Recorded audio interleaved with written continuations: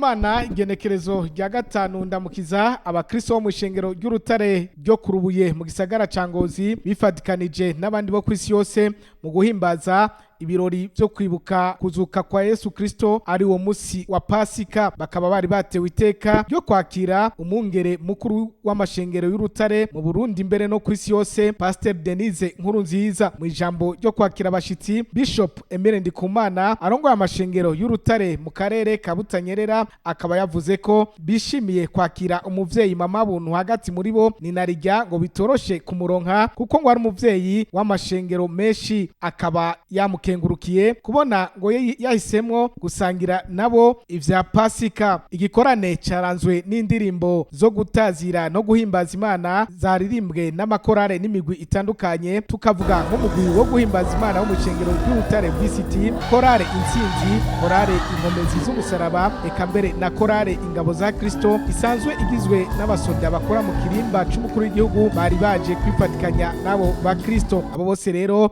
bakaba baririmba indirimbo zihayagiza intsinzi no kuzuka vya Yesu Kristo, arivyo vyibutswa n'umunsi mukuru wa Pasika. Mu butumwa bwiza bwagabuwe n'umuvyeyi mama buntu akaba yisunze amajambo y'Imana aboneka mu butumwa bwiza bwanditswe na Yohana igice c'10 n'umurongo w'10 ahavuga ivy'igisuma ngo kitazanwa n'ibindi atari kwiba no gutikiza no gusahura, uwo nawe ngo akaba ari Satani. Yamara ngo Yesu Kristo ari we mwana w'Imana yazanwe no kurondera intama kugira ngo azihe ubugingo kandi ubugingo busagutse. Mama buntu akaba yarafise umutwe w'amajambo ugira uti Pasika yo gushumbushwa ivyo wanyazwe. Pasika nziza yo gushumbusha ivyo twanyazwe. Wakire Pasika nziza yo gushumbusha ivyo wanyazwe. Wakire Pasika nziza yo gushumbusha ivyo wanyazwe. Ibyo wanyazwe mu mpwemu bishumbushwe mu izina rya Yesu.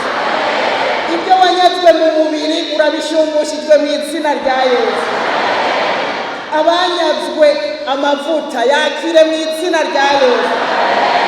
Abanyazwe impwemu yo gusenga akira mu izina rya Yesu. Abanyazwe gusoma ijambo ry'Imana no gutahura akira amavuta yo gutahura, inyota yo gutahura ijambo ry'Imana, inyota yo kurisoma no kuritahura mu izina rya Yesu. Yesu Kristo icyamuzanye yaje kudushumbusha ibyo wa mugwanizi yari yaratunyaze, yatuzaniye ubugingo budashira, wa mubi yari yaratunyaze, yatuzaniye ubugingo budashira ariko n'umusesekara. Haleluya! Burya dutegerezwa uretse gukizwa gusa tukakira Yesu nk'umwami n'umukiza, ariko no mu bindi byose twategerezwa kugira umusesekara, kuko Yesu yatuzaniye ubugingo ngo ariko tuburonke busesekaye. Duce tuburonkana n'amafaranga, tuburonkane n'igikundiro, tuburonkane n'ubwiza, tuburonkane n'abagenzi beza, uburonkane n'umufasha mwiza, uburonkane n'umutware mwiza, uburonkane n'abana beza, uburonkane n'akazi keza. Haleluya! Shumbushwa washumbushijwe kera mu izina rya Yesu.